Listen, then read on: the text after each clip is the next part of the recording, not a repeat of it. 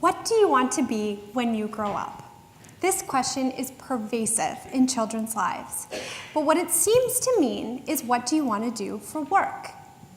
I became interested in this economic understanding of children and their future when my home of Ontario, Canada implemented full-day kindergarten, a program considered the province's single most significant investment in education in a generation.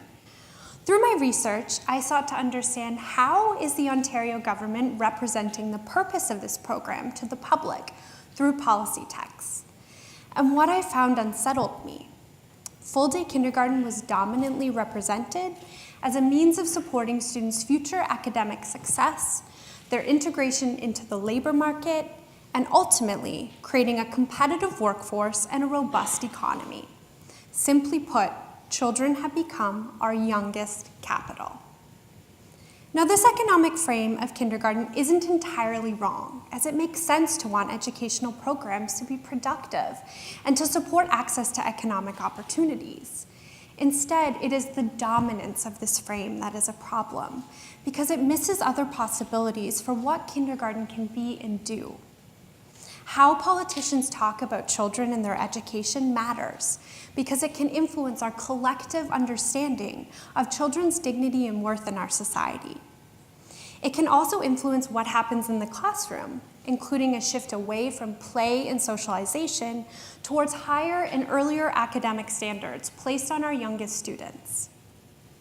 In my future research, I aim to engage in interviews with children, their parents, and educators across multiple contexts to understand how they see the purpose of kindergarten.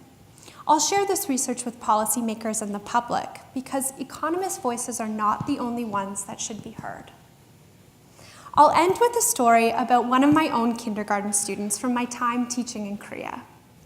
So I sat beside this student one day and I asked her that ever-present question, what do you want to be when you grow up? But before she could answer, I recalled a speech she had given in class. So I said, oh, I remember, you want to be a doctor. She looked up at me puzzled, almost annoyed, and said, no, not really. I actually want to be a puppy dog. Now, we could see this as a moment of silliness, but perhaps it served as a moment of resistance because it forced me to see her there in the present as so much more than our youngest capital. Thank you.